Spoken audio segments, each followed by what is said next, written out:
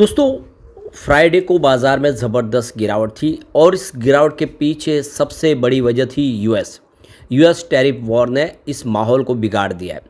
अब इसके बीच में जो बड़ी खबरें निकल के आ रही है कि भारी मंदी आ सकती है, आर्थिक मंदी आ सकती है और क्या इंडिया इस आर्थिक मंदी से बच पाएगा। बहुत बड़ी अपडेट है जिसको समझने की कोशिश करेंगे इस वीडियो के माध्यम से। क्या कह रहे हैं एक्सपर्ट। दूसरी तरफ एफआई और डीआई इस समय बाजार में क्या कर रहे हैं, उनका रुझान क्यों, क्योंकि फ्राइडे को एफआई डीआई दोनों साथ में मिलके बाजार में बिकवाली के पिछले कई महीनों के बाद ऐसा पहली बार देखने को मिला। इसके पीछे क्या वजह है, क्या डीआई भी बाजार में से अब निकलने को तैयार है, क्या उनका भी मोह भंग हो गया है।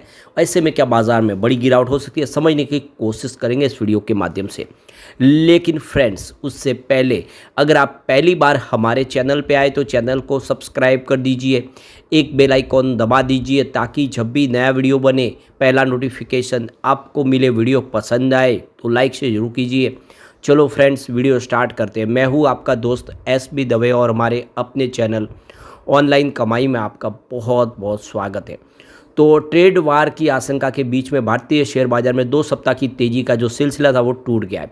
ट्रेड वॉर के कारण अमेरिकी राष्ट्रपति डोनाल्ड ट्रंप की पारस्परिक टैरिफ घोषणा और आर्थिक मंदी को लेकर नई चिंताओं के बीच में ग्लोबल स्तर पर बिकवाली हुई और इस सप्ताह दौरान बीएसई सेंसेक्स में 2050 पॉइंट यानी 2.64% की भारी भरकम गिरावट के साथ में 75,364 पर आ गया बीएसई सेंसेक्स। निफ्टी में भी 614 पॉइंट की भारी भरकम गिरावट हुई यानी 2.61% की गिरावट थी और 22,904 पर आ गया निफ्टी 50। बीएसई लार्ज कैप में भी 2.5% की गिरावट हुई है। इसमें आप बहुत सारे शेयर है, Dabur India, Bajaj holdings, HCL technology, वारी एनर्जीज काफ़ी ज़बरदस्त गिरे। तो गिरावट ओवरऑल सभी जगह पे थी और बहुत ज़्यादा नुकसान हुआ। स्मॉल कैप में देख सकते हो कि 1.6% की गिरावट आई है। तो कुल मिला के देख सकते हो कि बाज़ार में इस समय माहौल बिगड़ा पड़ा है।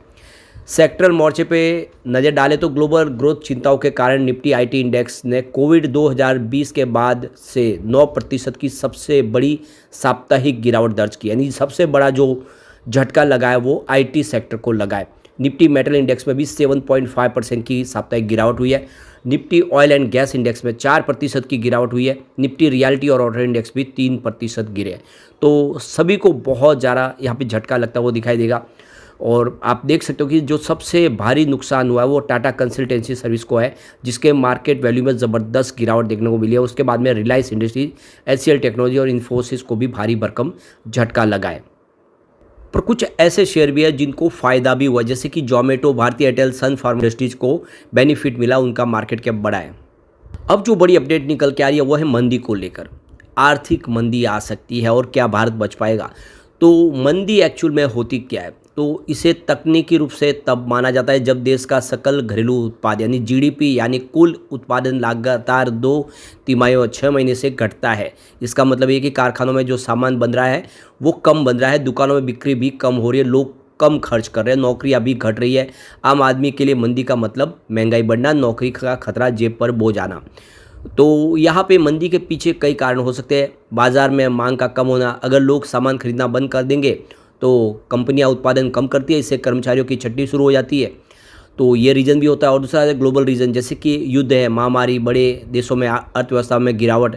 उदाहरण के लिए 2022 में चल रहा है रूस यूक्रेन का युद्ध, तेल अनाज की कीमतों को बढ़ा रहा है दुनिया में, इसकी वजह से काफ़ी महंगाई बढ़ी है। तो ये रीज़न भी बन रहे हैं। बैंकों पे संकट, अगर बैंक कर्ज देना बंद कर दे या फिर दिवालिया हो जाए तो कारोबार ठप हो जाता है। 2008 की जो ग्लोबल मंदी है इसका बड़ा उदाहरण है।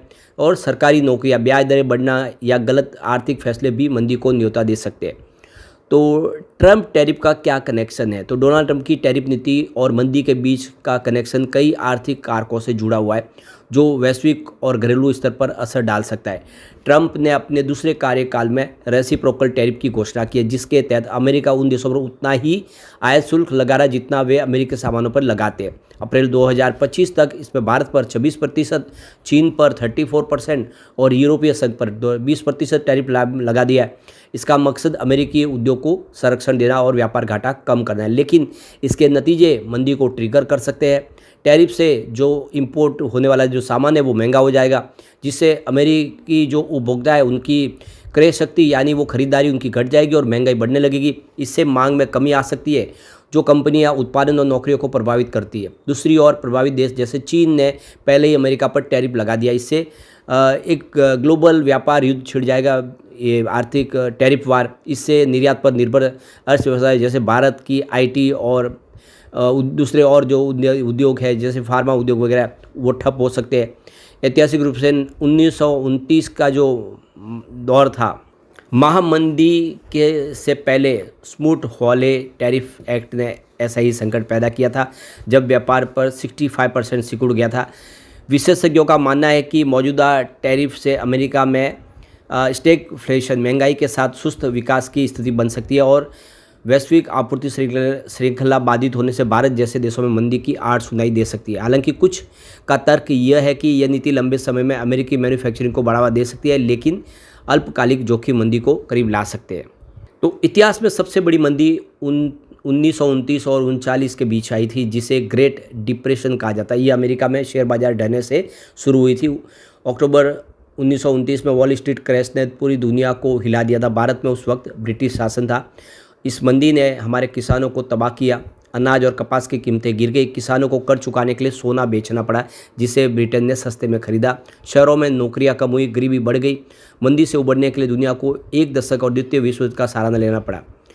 तो फिर 2008 में एक बड़ी मंदी आई। 2008 की जो ग्लोबल मंदी है, ग्रेट रिसेशन भी कहा जाता है, यह अमेरिकी हाउसिंग मार्केट के ढहने से शुरू हुई थी, जब सब प्राइम मॉर्गेज संकट ने बड़े बैंक और वित्तीय संस्थानों को दिवालिया कर दिया, जैसे लेमन ब्रदर्स। ये संकट जल्दी ही ग्लोबल स्तर पर फैल गया, क्योंकि अमेरिकी अर्थव्यवस्था से जुड़े शेयर बाजार, व्यापार और निवेश प्रभावित हुए। भारत पर इसका असर अपेक्षाकृत कम रहा। उस वक्त भारत की जीडीपी 9% से ऊपर थी, जो 2008-9 में घटकर 6.7% पर आ गई। निर्यात निर्भर सेक्टर जैसे टेक्सटाइल, ज्वेलरी और आईटी प्रभावित हुए, क्योंकि अमेरिका और यूरोप में मांग घटी। और देख सकते हो कि यहाँ पे अक्टूबर 2008 में सेंसेक्स में 21,000 से गिर के 8,000 के करीब पहुंच गया। भारी भरकम नुकसान हुआ, निवेशकों का भरोसा डगमगा गया था और लोगों को काफ़ी नुकसान हुआ। भारत की मजबूत घरेलू मांग, बैंकिंग सेक्टर पर सख्त नियंत्रण और सरकार के 1.86 लाख करोड़ के प्रोत्साहन पैकेज ने बड़े नुकसान से बचा लिया। फिर भी छोटे व्यवसाय और नौकरी पेशा लोगों पर दबाव पड़ा, क्योंकि निवेश घटा। तो मंदी आई थी और उस मंदी में लोगों को नुकसान काफ़ी ज़्यादा हुआ, लेकिन उससे संभले। अब ताज़ा जो घटनाक्रम 2025 में क्या मंदी की आहट है। अप्रैल 2025 की वैश्विक अर्थव्यवस्था पर कई संकट मंडरा रहे। रूस यूक्रेन के युद्ध के कारण तेल और गैस की कीमतें आसमान छू रही है। इसके अलावा अमेरिका और यूरोप में ब्याज दरें बढ़ने से वहाँ की कंपनियां निवेश कम कर रही है। अंतर्राष्ट्रीय मुद्रा कोष IMF ने चेतावनी दी है कि 2025 में कई देश मंदी की चपेट में आ सकते हैं।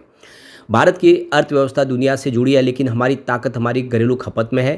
करीब 65% अर्थव्यवस्था भारतीय बाजार पर निर्भर है। फिर भी मंदी का असर हम पर कई तरीकों से हो सकता है।